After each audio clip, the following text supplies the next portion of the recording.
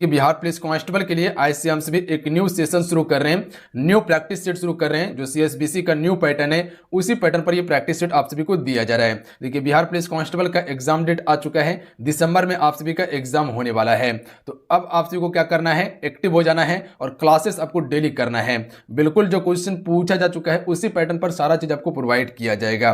तो आज की इस प्रैक्टिस सेट को उसी पैटर्न पर लाया गया है। तो आप सभी प्रैक्टिस सेट को शुरू से अंत तक जरूर सॉल्व कीजिएगा और लास्ट में अपना स्कोर भी बताइएगा कितने क्वेश्चन आप सभी सॉल्व कर पा रहे हैं। तो चलिए शुरू करते हैं। फिर आज के सेशन को लाइक करके आप सभी शेयर जरूर कीजिएगा, आपका एक लाइक मोटिवेट कराता है। तो इतना सा काम आप सभी जरूर कर लीजिएगा। तो चलिए शुरू करते हैं।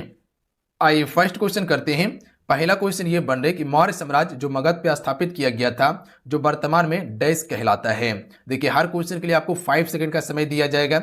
इतने समय में अपना आंसर आप सभी नीचे कमेंट बॉक्स में बताते चलिएगा, अन्यथा एक कॉपी में नोट कर लीजिएगा आप सभी। और लास्ट में अपना स्कोर जरूर बताइएगा कि कितने स्कोर कर पा रहे हैं और इसी सेट से आपको पता चलेगा कि पेपर में आप कितना स्कोर करने वाले हैं। तो इसीलिए शुरू से अंत तक सॉल्व करके नीचे कमेंट बॉक्स में अपना स्कोर जरूर बता के जाइएगा। तो इसका करेक्ट आंसर ऑप्शन में से हो जाएंगे बिहार के नाम से अभी जानते हैं, ध्यान रखिएगा। अगर आपसे इसे क्वेश्चन पूछ लिया जाए कि मौर्य वंश का संस्थापक कौन था, चंद्रगुप्त मौर्य था। किसे पराजित किया था, तो याद रखिएगा घनानंद को पराजित किया था जो नंद वंश का अंतिम शासक था। अच्छा क्वेश्चन अगर आपसे से ये पूछ लिया जाए कि नंद वंश का संस्थापक कौन था जी, महापद्मानंद था। ध्यान रखिएगा। यहीं से एक क्वेश्चन और रिलेट कर लीजिएगा आप सभी कि मगध पर सबसे पहला वंश जो शासन किया था वो कौन था, हर्यक वंश था, जिसके संस्थापक कौन थे, बिंबिसार थे। ध्यान रखिएगा आप सभी। क्लियर है। अगला क्वेश्चन देख लीजिए। क्वेश्चन नंबर 2 है कि निम्नलिखित में से कौन सा लोक नृत्य शैली असम से संबंधित है। तो देखिए यहां असम की बात आया हुआ है। तो आप सभी को बताए थे कि असम का काला गोपाल बहू लेके भाग गया है। क्या लेके, बहू लेके भाग गया है। यानी कि बिहू जो है यह असम का लोक नृत्य है। ध्यान रखिएगा, 1 से 2 बार बोलिएगा तो याद हो जाएगा आपको। नौटंकी उत्तर भारत का लोक नृत्य है, कथकली यह केरल का शास्त्रीय नृत्य है और गरबा गुजरात का लोक नृत्य है। क्लियर है। अगला क्वेश्चन देख लीजिएगा। क्वेश्चन नंबर 3 है कि निम्नलिखित में से कौन सा अंग उपयुक्त क्षतिग्रस्त प्लेटलेट को निकालने में सक्षम है। तो देखिए यहां पर प्लेटलेट की बात किया गया है। तो याद रखिएगा पीलिया इसका बिल्कुल करेक्ट आंसर हो जाएंगे। जो भी ऑप्शन में सी को टिक करें बिल्कुल राइट आंसर है। अगला क्वेश्चन देख लीजिएगा। क्वेश्चन 4 है कि भारतीय संविधान का अनुच्छेद 326 जो है ये किससे संबंधित है। ऑप्शन को पढ़िए, ऑप्शन क्या कहना चाह रहा है आप सभी से। तो याद रखिएगा आप सभी सी बिल्कुल करेक्ट आंसर होंगे। वयस्क मताधिकार के आधार पर लोकसभा एवं राज्य विधानसभा के निर्वाचन से संबंधित है अनुच्छेद 326। याद रहेगा फ्रेंड, ध्यान रखिएगा। अगर क्वेश्चन नहीं भी बनता हो तो क्वेश्चन को याद करते चलिएगा। ऐसा नहीं करना है कि छोड़ देना है वो क्वेश्चन को, नहीं, वो क्या करना है आपको याद करते चलना है क्वेश्चन को। अगला क्वेश्चन देख लीजिएगा। क्वेश्चन 5 है। क्वेश्चन ये बन रहा है कि डैश गर्म रक्त वाला जंतु होते हैं। तो देखिए गर्म रक्त की बात यहां पर किया गया है। तो इसका करेक्ट आंसर ऑप्शन में भेज जाएंगे स्तनधारी जो होता है फ्रेंड ये गर्म रक्त वाला होता है। ध्यान रखिएगा आप सभी। अगला क्वेश्चन देख लीजिएगा। क्वेश्चन नंबर 6 है। क्वेश्चन ये बन रहा है कि फरवरी 2023 में नासा के वैज्ञानिक प्रमुख के रूप में किसे नियुक्त किया गया है। राइट आंसर ऑप्शन में भेजेंगे निकोला फॉक्स को किया गया है। ध्यान रखिएगा आप सभी, किसे किया गया है जी, निकोला फॉक्स को किया गया है। बी बिल्कुल करेक्ट आंसर है। अगला क्वेश्चन देख लीजिएगा। क्वेश्चन है कि माघ मेला डैश के दिन शुरू होता है। तो देखिए माघ मेला जो शुरू होता है यह मकर संक्रांति के दिन शुरू होता है, यानी ऑप्शन में ए बिल्कुल करेक्ट आंसर है। अगला क्वेश्चन का आंसर कीजिएगा फ्रेंड। क्वेश्चन नंबर 8 है। क्वेश्चन ये बन रहा है कि निम्नलिखित में से किस संगठन का सदस्य भारत नहीं है। देखिए राष्ट्रमंडल का भारत तो है ही है, बिल्कुल है। G20 का है, बिल्कुल है। बात देखिए दक्षिण एशियाई क्षेत्रीय सहयोग संघ इसका सदस्य है भारत, बिल्कुल इसका भी है। जबकि आपका दक्षिण पूर्व एशियाई देश संघ का भारत सदस्य नहीं है, जिसे हम सभी आसियान कहते हैं। ध्यान रखिएगा इसमें कुल 10 देश शामिल हैं। कौन कौन सा है जी, Indonesia, Malaysia, Thailand, Philippines, Singapore, Brunei, Laos, Cambodia, Vietnam और म्यांमार है। भारत इसका सदस्य नहीं है। दक्षिण एशियाई क्षेत्रीय संघ को हम सभी क्या कहते हैं, तो याद रखिएगा सार्क कहते हैं, जिसका मुख्यालय कहां पे, काठमांडू में है। इसकी स्थापना जो कि फ्रेंड 1985 में किया गया था। कहां पे, ढाका में। किसका, दक्षिण एशियाई क्षेत्रीय सहयोग संघ का। अगर क्वेश्चन आपसे से पूछ लिया जाए कि आसियान का मुख्यालय जो है ये कहां पे, जकार्ता इंडोनेशिया में है और इसकी स्थापना जो कि फ्रेंड ये 1967 में किया गया था। कब किया गया था जी, 1967 में किया गया था। ध्यान रखिएगा। जबकि दक्षिण एशियाई क्षेत्रीय सहयोग संघ की स्थापना 1985 में कहां पे किया गया था, ढाका में। मुख्यालय काठमांडू नेपाल में पड़ता है। क्लियर है। अगला क्वेश्चन देख लीजिएगा। क्वेश्चन नंबर 9 है कि मिश्र धातु रोज गोल्ड में सोने के अलावा और कौन सी धातु शामिल है। तो option number D correct answer हो जाएंगे, तांबा शामिल होता है।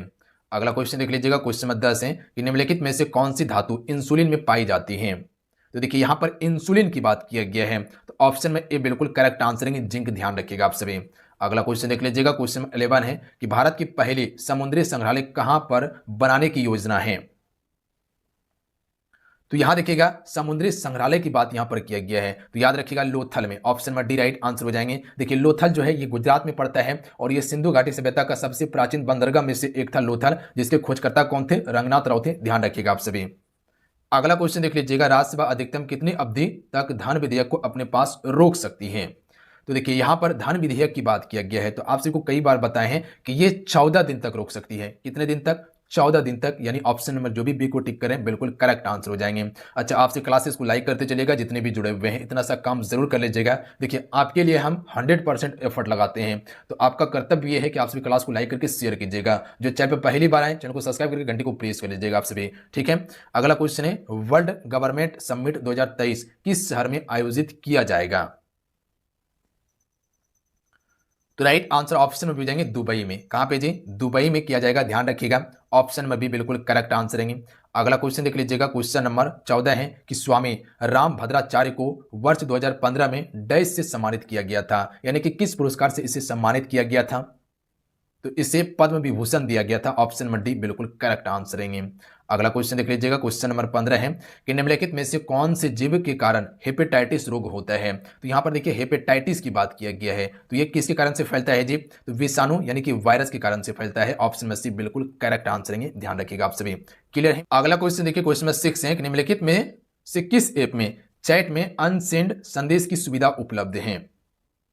अच्छा, अनसेंड की यहां पर बात किया गया है, तो ये आपका इंस्टाग्राम बिल्कुल करेक्ट आंसर हो जाएंगे। उसी प्रकार से फेसबुक भी आपका वही है, ध्यान रखिएगा आप सभी। तो अगर क्वेश्चन पूछ लिया जाए तो आंसर कर लीजिएगा, इंस्टाग्राम में सुविधा है ये वाला। अगला क्वेश्चन देखिए, क्वेश्चन में 17 है कि भारतीय इस्पात प्राधिकरण लिमिटेड डैश में निगमित किया गया था, यानी कि स्टील अथॉरिटी ऑफ इंडिया को जो निगमित किया गया था वो कब किया गया था। तो राइट आंसर क्या हो जाएंगे, बिल्कुल याद रखिएगा आप सभी, 1973 में किया गया था। कब किया गया था जी, 1973 में, ऑप्शन नंबर डी बिल्कुल करेक्ट आंसर हो जाएंगे। अगला क्वेश्चन देख लीजिएगा, संतोष ट्रॉफी 2023 का फाइनल किस टीम ने जीता है। राइट आंसर ऑप्शन में हो जाएंगे कर्नाटक टीम ने जीता है, ध्यान रखिएगा आप सभी। कौन सा टीम ने, कर्नाटक। अगला क्वेश्चन देख लीजिएगा, किस बहुलक से प्राप्त करने के लिए एकल कैम्प्रोलेक्टम का बहुलीकरण किया जाता है। तो ये प्राप्त करने के लिए जो हम सभी नायलॉन 6 का प्रयोग करते हैं, ऑप्शन नंबर बी बिल्कुल करेक्ट आंसर हो जाएगा। जो भी ऑप्शन में बी को टिक करें बिल्कुल राइट आंसर है। अगला क्वेश्चन देख लीजिएगा, विश्व स्वास्थ्य दिवस किस दिन मनाया जाता है फ्रेंड, चलिए बताइएगा आप सभी। विश्व स्वास्थ्य दिवस जो मनाया जाता है वो किस दिन मनाया जाता है, 7 अप्रैल को। तो आपसे कह सकते हैं कि भैया जी 7 अप्रैल को हम सभी हर एक वर्ष जो है कि विश्व स्वास्थ्य दिवस मनाते हैं, क्लियर है। यही अगर आपसे इसे पूछ लिया जाए कि अंतर्राष्ट्रीय शिक्षा दिवस कब मनाया जाता है जी, तब आपसे क्या कह सकते हैं भैया जी 24 जनवरी को अंतर्राष्ट्रीय शिक्षा दिवस मनाया जाता है। राष्ट्रीय बालिका दिवस कब मनाया जाता है, तो ये भी आपका 24 जनवरी को ही मनाया जाता है, ध्यान रखिएगा आप सभी, याद रहेगा आप सभी को। नेताजी सुभाष चंद्र बोस जयंती कब मनाया जाता है, 23 जनवरी को। तो इतना सा फैक्ट याद रखिएगा आप सभी। बाकी बात पर्यटन दिवस के बारे में पता है, नहीं पता है तो याद रखिएगा 25 जनवरी को हम सभी पर्यटन दिवस मनाते हैं, क्लियर है। अगला क्वेश्चन देख लीजिएगा, क्वेश्चन नंबर 21 है। क्वेश्चन है कि मरीजों के दांत की बड़ी छवियों को देखने के लिए दंत चिकित्सक किस प्रकार के दर्पण का उपयोग करते हैं। सी करेक्ट आंसर हो जाएंगे, अवतल दर्पण का उपयोग करते हैं, ध्यान रखेंगे किसके द्वारा, डॉक्टर के द्वारा। अगला क्वेश्चन देख लीजिएगा, क्वेश्चन है 22 number, my experiment with truth पुस्तक के लेखक जो है ये कौन है, ये किसकी कृति है। तो ये महात्मा गांधी जी की कृति है, इसमें कुछ सोचना नहीं था, ऑप्शन में ए बिल्कुल करेक्ट आंसर होता। चलिए सूत्र से है रसायन विज्ञान का, CaSO4 2H2O डैश का ये रासायनिक सूत्र है। किसका रासायनिक सूत्र है ये बताना है आप सभी को, ऑप्शन में भी राइट आंसर हो जाएंगे, ये जिप्सम का रासायनिक सूत्र है, ध्यान रखिएगा आप सभी। अगला क्वेश्चन देख लीजिएगा, नीति आयोग के अध्यक्ष कौन है। देखिए नीति आयोग का अध्यक्ष जो है वर्तमान में वो प्रधानमंत्री मोदी जी हैं, ध्यान रखिएगा, ऑप्शन में सी राइट आंसर हो जाएगा। देखिए नीति आयोग की अगर बात किया जाए तो ये योजना आयोग का नाम चेंज करके 2015 में क्या कर दिया गया, इसे नीति आयोग कर दिया गया है, याद रखिएगा आप सभी। योजना आयोग की बात किया जाए तो इसकी स्थापना 1950 में किया जाता है। पहली पंचवर्षीय योजना 1951 से शुरू होता है। कब से होता है जी, 1951 से लेकर आपका 56 तक चलता है, जो कि हेरोड डोमर मॉडल पर आधारित होता है और कृषि को सबसे प्राथमिकता दिया जाता है। अगला क्वेश्चन देख लीजिएगा, क्वेश्चन नंबर 25 है। क्वेश्चन ये बन रहा है कि पित्त रस एक थैली में जमा हो जाता है जिसे डैश के रूप में जाना जाता है, यानी कि इसे हम सभी किस रूप में जानते हैं? पित्ताशय के रूप में। ऑप्शन में सी बिल्कुल करेक्ट आंसर है। अगला क्वेश्चन देख लीजिएगा, क्वेश्चन नंबर 26 है। क्वेश्चन है कि निम्नलिखित में से कौन सी ब्रिक्स की पहल है?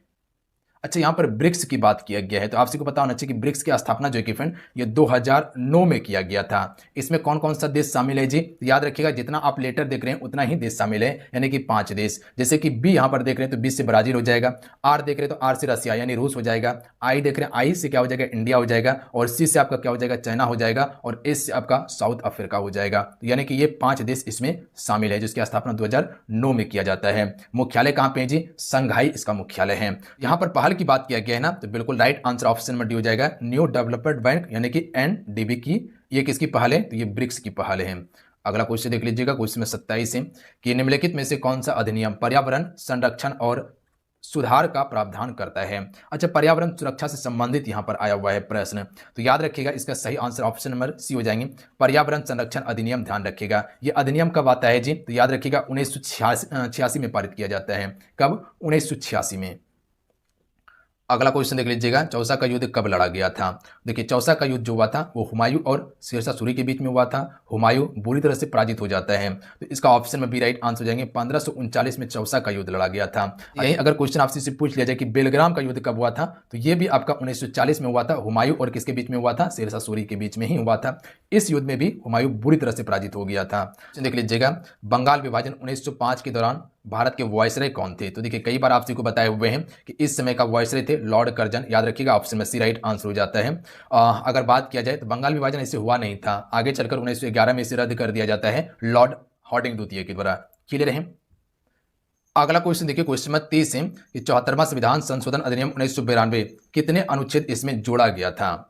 तो देखिए, इसमें कुल अनुच्छेद आपका 18 जोड़ा गया था। ध्यान रखिएगा आप सभी, कितना जोड़ा गया था जी? 18 अनुच्छेद जोड़ा गया था। अगला क्वेश्चन देख लीजिएगा, निम्नलिखित में से किस विटामिन को फाइलोक्विनोन कहा जाता है? तो देखिए, विटामिन से संबंधित जितने भी फैक्ट थे वो सारा आपको बताए थे कि विटामिन का रासायनिक नाम क्या होता है, विटामिन की कमी से कौन कौन सा रोग होता है, ये सारा चीज़ के आपको बारे में बताए हैं। तो ये सारे जिसके बारे में आप सभी को बताए हैं। तो फाइलोक्विनोन की बात किया गया है, तो विटामिन के को हम सभी फाइलोक्विनोन के नाम से जानते हैं। याद रखिएगा ऑप्शन में सी बिल्कुल करेक्ट आंसर हो जाएंगे, जो रक्त थक्का जमाने में क्या करता है? मदद करता है। अच्छा, अगर आपसे से क्वेश्चन पूछ लिया जाए कि विटामिन B1 को क्या कहते हैं? थायमिन कहते हैं। विटामिन D3 नहीं होता है, ध्यान रखिएगा, विटामिन डी होता है, जिसे हम सभी क्या कहते हैं? कैल्सीफेरॉल कहते हैं। विटामिन सी को एस्कॉर्बिक एसिड कहते हैं। अगला है, फतेहपुर सीकरी को किस वर्ष में यूनेस्को विश्व धरोहर स्थल के रूप में निर्देशित किया गया था, यानी कि शामिल कर दिया गया, इसे घोषित कर दिया गया था? अच्छा, फतेहपुर यहाँ पर सीकरी की बात किया गया है, तो यहीं पर आपका बुलंद दरवाजा स्थित है। ध्यान रखिएगा, फतेहपुर सीकरी में जो अकबर के द्वारा बनवाया गया था सबसे बड़ा दरवाजा है। तो ये यूनेस्को की विश्व धरोहर में जो शामिल किया गया, ये इसे कब किया गया था? तो याद रखिएगा आप सभी 1986 ईस्वी में। कब किया गया था जी? 1986 में किया गया था। अगला क्वेश्चन देख लीजिएगा, पर्याप्त परस्ती के लेखक जो है फ्रेंड ये कौन है? तो सभी को पता होंगे, इसके लेखक हैं हरि सेन। ऑप्शन में बी राइट आंसर होगा। अगला क्वेश्चन देख लीजिएगा, क्वेश्चन नंबर 34 है कि प्रकाश की चाल निम्नलिखित माध्यम में से किसमें अधिकतम होती है? फ्रेंड फिर से बोल रहे हैं कि आप सभी क्लास को जरूर लाइक कर लीजिएगा, जितने भी जुड़े हुए हैं, ठीक है? इतना सा काम आप सभी जरूर कर लीजिएगा। देखिए, यहाँ पर प्रकाश की चाल की बात किया गया है, तो इसमें सबसे अधिक जो होगा वो निर्वात में होगा। याद रखिएगा आप सभी, और ध्वनि की चाल सबसे अधिक ठोस में होता है। प्रकाश की चाल सबसे अधिक निर्वात में होता है, और ध्वनि की चाल सबसे अधिक ठोस में होता है। निर्वात में नहीं चल पाता है ध्वनि, ध्यान रखिएगा आप सभी।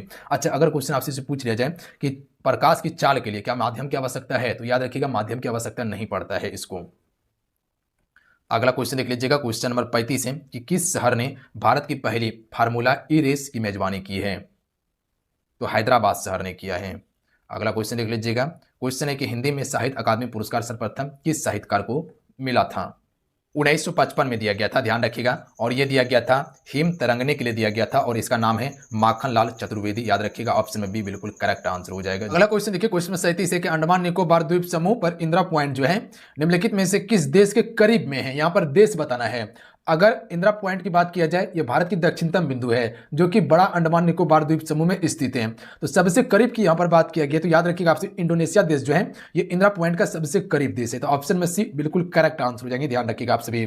बांग्लादेश के बारे में बात किया जाए तो बांग्लादेश भारत के साथ सबसे अधिक सीमा साझा करता है, याद रखिएगा। अगला है, इनमें से कौन सा शब्द एकल का तद्भव शब्द होगा? देखिए, एकल का यहाँ पर तद्भव बताना है। तद्भव यानी कि बदला हुआ स्वरूप होता है, जो संस्कृत में था, ठीक है, उसका बदला हुआ स्वरूप जो हम हिंदी में प्रयोग करें उसी को हम सभी तद्भव शब्द कहते हैं। तो इसका करेक्ट आंसर क्या हो जाएगा, तो याद रखिएगा आप सभी अकेला इसका बिल्कुल करेक्ट आंसर होगा। ध्यान रखिएगा आप सभी, एकल का तद्भव क्या है, अकेला है। अगला क्वेश्चन देख लीजिएगा, क्वेश्चन नंबर 39 है कि इनमें से कौन सा अमृत का पर्यायवाची नहीं है। तो देखिए अमृत का पर्यायवाची क्या होता है, पीयूष होता है, बिल्कुल होता है, सोम होता है, बिल्कुल होता है, सुधा भी होता है, जबकि सुरा नहीं होता है अमृत का पर्यायवाची। तो नहीं है इनमें से कौन सा, ऑप्शन नंबर ए नहीं है, ऑप्शन में ए बिल्कुल करेक्ट आंसर हो जाएगा। अगला क्वेश्चन देखिए, क्वेश्चन में 40 है कि कीमतों में एक छोटी सी वृद्धि या कीमतों में अचानक वृद्धि डैश नहीं है, क्या नहीं है। तो याद रखिएगा ये मुद्रास्फीति नहीं है, जबकि अति अपस्फीति है, पारिस्फीति है और अपस्फीति है, जबकि मुद्रास्फीति ये नहीं है। याद रखिएगा ऑप्शन में बी बिल्कुल करेक्ट आंसर हो जाएंगे, जो भी को टिक कर रहे हैं। अगला क्वेश्चन देख लीजिएगा, क्वेश्चन में 41 है कि इनमें से कौन तमिर का विलोम शब्द है, यानी कि तमिर का विलोम बताना है। तो इसका करेक्ट आंसर आलोक होगा। ध्यान रखिएगा तमिर का विलोम क्या होता है जी, आलोक होता है। अगला है अकल पर पत्थर पड़ना मुहावरे का अर्थ क्या होता है। चलिए आंसर कीजिएगा आप सभी। तो सभी को पता होंगे अकल पर पत्थर पड़ना मतलब बुद्धि भ्रष्ट हो जाना। हम सभी आम चाल भाषा में बोलते रहते हैं कि अकल पे पत्थर पड़ गया है, यानी कि बुद्धि तुम्हारा भ्रष्ट हो गया है। तो ऑप्शन में डी बिल्कुल करेक्ट आंसर होता। अगला क्वेश्चन देख लीजिएगा, क्वेश्चन में 43 है कि संज्ञा के जिस रूप से यानी कि पुरुष और स्त्री का बोध होता हो उसे हम सभी क्या कहते हैं। संज्ञा के जिस रूप से पुरुष और स्त्री का बोध होता हो उसे हम सभी लिंग कहते हैं। ध्यान रखिएगा ऑप्शन में ए राइट आंसर है। याद रखिएगा लिंग कितना है जी, दो ही लिंग है, एक आपका स्त्रीलिंग और एक आपका पुल्लिंग है। कारक के बारे में आप सभी को बताए हुए हैं, बिल्कुल बताए हुए हैं कि कारक का 8 भेद होता है। सारा चीज के बारे में बताएं, वचन के बारे में बताएं कि एक वचन और बहुवचन होता है, वचन का भी 2 ही भेद होता है। अगला क्वेश्चन देख लीजिएगा, क्वेश्चन नंबर 44 है कि निम्नलिखित में से किस खनिज की कमी से हाइपोकेलमिया के नामक से भी जाना जाता है। इसे हम सिर्फ पोटेशियम के नाम से भी जानते हैं, ये बिल्कुल करेक्ट आंसर हो जाएगा। अगला क्वेश्चन देख लीजिएगा, भारत सरकार का कौन सा मंत्रालय 2022 के लिए काशी तमिल संगम का आयोजन किया जा रहा है। देखिए क्वेश्चन का लेवल जो लिया गया है आप सबको पता होंगे कि किस हिसाब से क्वेश्चन का लेवल लिया गया है। बहुत बढ़िया क्वेश्चन का लेवल लिया गया है, जो क्वेश्चन पूछा गया उसी पैटर्न पर आपको ये प्रैक्टिस सेट दिया जा रहा है। तो आप इस प्रैक्टिस सेट को डेली सॉल्व कीजिए। अगर डेली चाहिए तो आप नीचे कमेंट करके बताइएगा और चैनल को सब्सक्राइब कर घंटे को प्रेस कर लीजिएगा आप सभी। शिक्षा मंत्रालय इसका बिल्कुल करेक्ट आंसर हो जाएगा। याद रखिएगा आप सभी। अगला क्वेश्चन 46 है कि एक सिंग वाले गेंडा की सबसे अधिक संख्या डैश उद्यान में पाई जाती है। तो आप सभी को असम का राष्ट्रीय उद्यान के बारे में बताए हुए थे कि वो जो उद्यान है वो एक सिंग गेंडा के लिए प्रसिद्ध है, जिसे हम सभी क्या कहते हैं, काजीरंगा राष्ट्रीय उद्यान कहते हैं। याद रखिएगा आप सभी, ऑप्शन नंबर सी बिल्कुल करेक्ट आंसर हो जाएंगे। बांदीपुर की बात किया जाए तो ये आपका कर्नाटक में पड़ता है। कहाँ पड़ता है जी, कर्नाटक में। जिम कार्बेट ये आपका उत्तराखंड में पड़ता है, यानी कि यूके में। रणथंभौर जो है ये आपका राजस्थान में है। याद रखिएगा आप सभी। अगला क्वेश्चन देख लीजिएगा, क्वेश्चन नंबर 47 है कि राज्य आपदा प्रबंधन प्राधिकरण के पदेन अध्यक्ष कौन होते हैं। यहाँ पर राज्य की बात किया गया है। यहीं से याद रखिएगा, अगर पूछ लिया जाए कि आपदा प्रबंधन की स्थापना कब किया गया था, 2005 में किया गया था। कब किया गया था जी, 2005 में किया गया था। याद रखिएगा आप सभी। और इसका जो पदेन अध्यक्ष होता है वो कौन होता है, मुख्यमंत्री होता है। ऑप्शन में ए बिल्कुल करेक्ट आंसर रहेंगे। अगला क्वेश्चन देख लीजिएगा, क्वेश्चन नंबर 48 है कि घास में निम्नलिखित में से कौन सा पदार्थ अधिक मात्रा में होता है। तो देखिए घास की यहाँ पर बात किया गया है ना, बिल्कुल सेल्यूलोज बिल्कुल सबसे अधिक मात्रा में होता है, जो भी ऑप्शन में सी को टिक करें बिल्कुल करेक्ट आंसर है। और C4 चला जाए वर्दी लेने के लिए। अगला क्वेश्चन देखिए, तीसरी एशियान डिजिटल मंत्रियों की बैठक किस शहर में हुई है। तो देखिए ये जो हुई है नई दिल्ली में। कहाँ पे, नई दिल्ली में बैठक हुई है। अगला क्वेश्चन देख लीजिएगा, क्वेश्चन 50 है कि भारतीय निर्यात संगठन परिसंघ का मुख्यालय कहां पर स्थित है। तो यहां पर देखिए निर्यात संगठन परिसंघ की बात किया गया है, तो इसका मुख्यालय जो है ये भी नई दिल्ली में स्थित है। ऑप्शन में डी राइट आंसर हो जाएगा। तो अगर क्वेश्चन आपसे पूछ लिया जाए कि भारतीय निर्यात संगठन परिसंघ का मुख्यालय कहां पे है, नई दिल्ली में स्थित है। अगला क्वेश्चन देख लीजिएगा, प्रसिद्ध ग्रंथ अर्थशास्त्र किसने लिखा है। तो ये बताना है अर्थशास्त्र। तो आप सभी को पता होंगे कि चाणक्य अर्थशास्त्र के लेखक हैं और ये आपका राजनीतिक से संबंधित है, ना कि इकोनॉमिक्स से संबंधित है। चाणक्य कौन थे जी, चंद्रगुप्त मौर्य का प्रधानमंत्री थे, कह सकते कि उसका गुरु थे। अगला है हृदय से रक्त उस शरीर के विभिन्न भागों में ले जाने वाली रक्त वाहिकाओं को डैश कहा जाता है। तो हृदय से बात यहाँ किया जा रहा है, हृदय से रक्त को शरीर की ओर, तो ये आपका धमनियां ले जाता है। याद रखिएगा ऑप्शन में ए राइट आंसर हो जाएगा। हृदय से शरीर की ओर ले जाने की यहाँ पर बात किया गया है, तो धमनी करेक्ट आंसर होगा। अगला क्वेश्चन देखिए, नाइट्रोजन स्थिरीकरण करने वाले जीवाणु और फलीदार पौधे के बीच का संबंध डैश का उदाहरण है। याद रखिएगा आप सभी, ये किसका उदाहरण है जी? सहजीविता का उदाहरण है। जो भी ऑप्शन में ए को टिक करें बिल्कुल करेक्ट आंसर हो जाएगा। अगला है कि किस संविधान संशोधन अधिनियम ने राष्ट्रीय आपातकाल में शब्द आंतरिक अशांति के स्थान पर सशस्त्र विद्रोह को प्रतिस्थापित किया गया है। देखिए सशस्त्र विद्रोह की बात किया जाए तो ये अनुच्छेद 352 के तहत लगाया जाता है, फ्रेंड आप सभी को पता होना चाहिए। और ये किया गया था 44वें संविधान संशोधन 1978 में, याद रखिएगा आप सभी। अगला क्वेश्चन देख लीजिएगा, कंप्यूटर शब्दावली में DBMS का पूर्ण रूप क्या है? तो यहां पर DBMS का पूर्ण रूप बताना है, तो इसका करेक्ट आंसर ऑप्शन में से जाएगा डेटाबेस मैनेजमेंट सिस्टम। इसका बिल्कुल करेक्ट आंसर होगा, ध्यान रखिएगा आप सभी, डेटाबेस मैनेजमेंट सिस्टम। अगला क्वेश्चन देख लीजिएगा, क्वेश्चन नंबर 56 नंबर, निम्नलिखित में से कौन भारतीय राष्ट्रीय कांग्रेस की नरम दल के एक नेता हैं? तो देखिए एक गरम दल और एक नरम दल था, तो इसमें बाल गंगाधर तिलक आपका ये गरम दल का नेता है, अरविंद घोष भी गरम दल का नेता है और बिपिन चंद्रपाल भी गरम दल का नेता है, जबकि फिरोज शाह मेहता जो है फ्रेंड ये आपका नरम दल का नेता है, याद रखिएगा आप सभी। अगला क्वेश्चन देख लीजिएगा, दूध की शुद्धता हम सभी किससे मापते हैं? तो सभी को पता है किससे मापते हैं जी? लैक्टोमीटर से, ऑप्शन में भी राइट आंसर है। अगला क्वेश्चन देख लीजिएगा, क्वेश्चन नंबर 58 है। क्वेश्चन ये बन रहा है कि एक ही पदार्थ के अणुओं के बीच लगने वाला आकर्षण बल को डैश कहते हैं? तो इसे हम सभी ससंजक बल कहते हैं। क्या कहते हैं जी? ससंजक बल कहते हैं। एक ही पदार्थ के अणुओं के बीच लगने वाला आकर्षक बल को ससंजक बल कहा जाता है।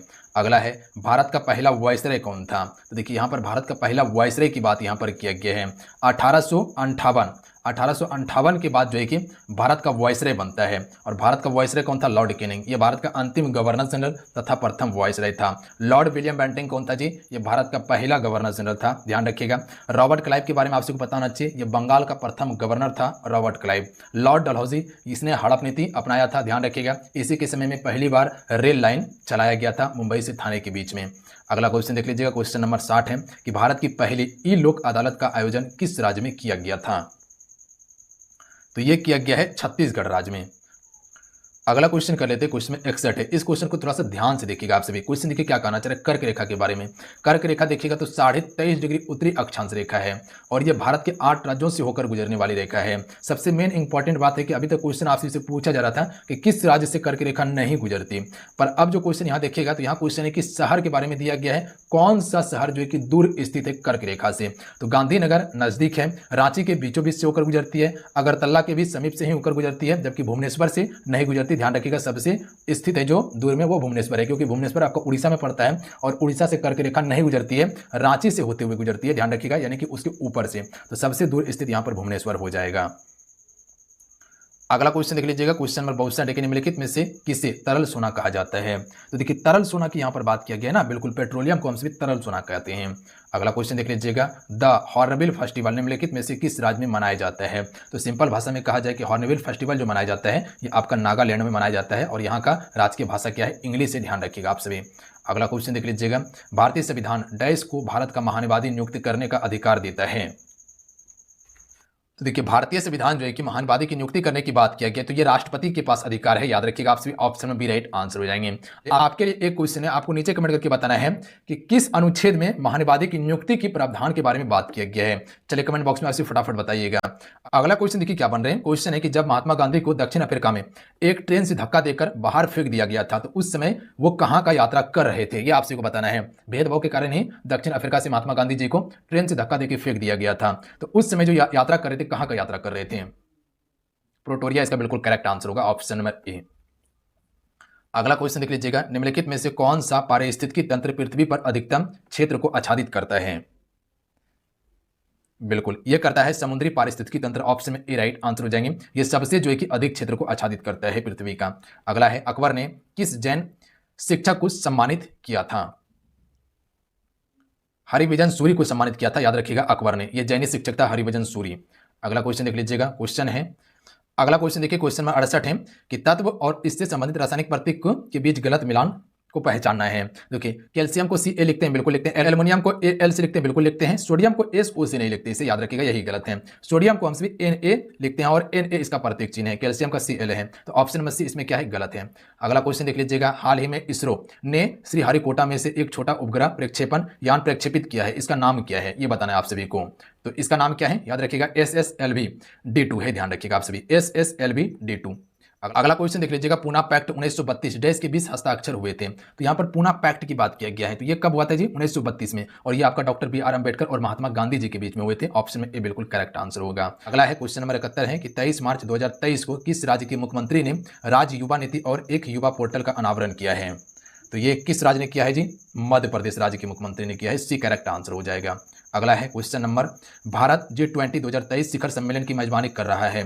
G20 2023 का थीम क्या है, ये बताना है आप सभी को। इंपॉर्टेंट क्वेश्चन है, याद रखिएगा आप सभी इसको। तो इसका थीम क्या है जी? बी बिल्कुल राइट आंसर हो जाएगा। एक पृथ्वी पर परिवार का भविष्य, ध्यान रखिएगा, ये थीम रखा गया है 2023 का G20 शिखर सम्मेलन का।